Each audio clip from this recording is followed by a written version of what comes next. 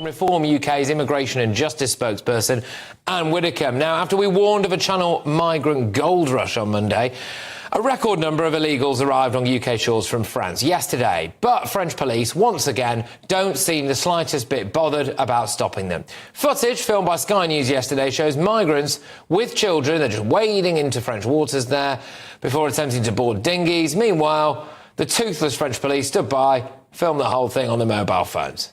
Look at that. Honestly, as we revealed on this show a few weeks ago, these officers will be taken away from those beaches to staff the Paris Olympics next month, leaving people traffickers free to just operate with impunity. And, well, look, we are about to face, are we not, Anne, a Channel migrant armada?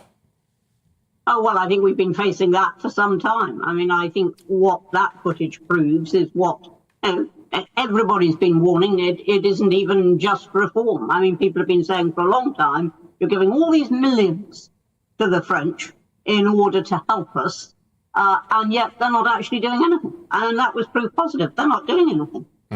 So until we have an absolutely firm plan to stop the boats, to stop them arriving here in the first place, and if people do arrive here, to get them into secure detention. Until we've done that, this is just going to go on. There's nothing to stop them. Why would they stop? Well, in fact, it's getting worse. The perfect storm is upon us. You've got Europe, shifting to the right, and the human traffickers fast-tracking people through continental Europe, saying now is your last chance to get to Britain before someone who looks a bit like Marine Le Pen might deport you. And so they're all on their way. The French are vacating the beaches so they can go and look after the Olympic Games. Obviously, the irony there being they've got to protect it against terrorism, which was also largely imported.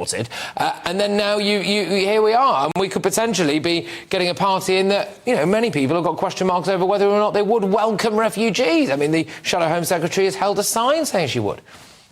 Well, what we can be very clear about, you've only got to read the manifesto, is that Labour has no policy on how to stop the boats.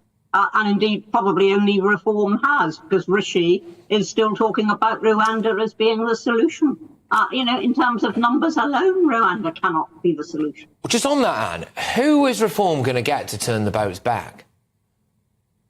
Well, I mean, we will do exactly what the Australians and the Belgians did, which is that if boats are entering our waters or are about to enter our waters from French waters, you turn them back. But who does it?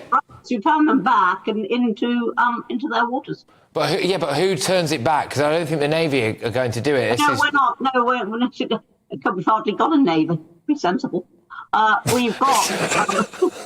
But come on. Who does it? We've got a border force and we've got a coast guard. But I mean, the idea of a gunboat is ridiculous. Nobody's suggesting that. And the point is, we're allowed to do this in international law. Everybody seems to think we're going to be doing something extraordinary. I mean, you might as well ask, how did the Belgians do it? How did they do it? And that's exactly how they did it. So it's Border Force. So it would be Border Force and the Coast Guard that Reform would have to rely on to turn the boats back, because they might just say no. Well, that's fine. Then when they arrive, they'll be put into, I don't mean Border Force and the Coast Guard. When the migrants arrive, they will be put into secure reception centres. And that is Plan B, and always has been Plan B. Okay. Whereas what's happening now is they arrive, they are sent to hotels, they are free to come and go from those hotels as they wish, and they simply disappear. Yeah, I mean, that is happening. A Home Office spokesperson said today, we continue to work closely with our French partners and prevent crossings and save lives. Well, there we go. Now, Anne, Just Stop Oil. They attacked Stonehenge today, just 2 days before the summer solstice. They sprayed it, didn't they, as we can all see there, with a load of orange guff. I mean, this is, I think, a massive problem. I mean, is nothing sacred? And I know 2 people have been arrested at the scene, but we're expecting more significant disruption at Heathrow and Gatwick airports as well later this month. I mean, are they actually harming their cause more than anything here? Well, they ought to be harming their cause. People should be turning against them. They've deliberately chosen the summer solstice when a lot of people will be congregating at Stonehenge, the Druids and a whole lot of other people. And as usual, Just Stop Oil is out to make life difficult for other people. And this time, I mean, they're attacking a national monument and something of great historical significance. Now, I think that the 2 people who've been arrested should be sentenced to prison. I've no doubt about it at all, because sooner or later you've got to say stop. I mean, also, I will just say that there's apparently some protected species. I believe it's pronounced lichen that's on there. So the irony being that actually they may well have done quite a bit to damage the environment. I know they say that it's cornflower and all of this, but that is an issue. I think that these people have just been emboldened, though, Anne. And when you see that, the Labour Party used to at least accept a bit of money from the guy who used to found Just Stop Oil and fund Just Stop Oil, I wonder what message that sends. Well, exactly. And you talked earlier about the public turning away from them. But I think it's time that there was much firmer action, that they were themselves frightened.